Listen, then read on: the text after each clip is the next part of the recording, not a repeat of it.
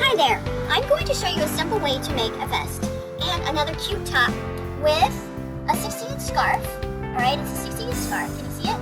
Alright, what you would do is you would put it around you like this. Alright, hold it out, tie it, make sure it's loose. See that? Alright, tie it in a loose knot and then put it over your head. And voila! You have a very cute vest.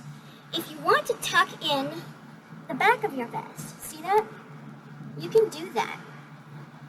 And tie it. Alright, and that makes a cute little top. And you can even tie it twice and then bring it down just a little bit and let it flow so it covers the belly area a little bit. And it makes a really cute top. Okay? That's one way. Another way is to keep it in the same general area, alright, but tie it a little closer, okay? Tie it a little closer, tie it again, just wrap it around one time, like this. And then tie it behind you. Alright.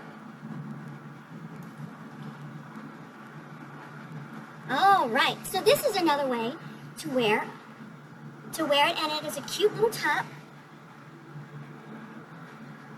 that a lot of people really like. So that's my advice for you for today. Thank you. Please subscribe to my channel.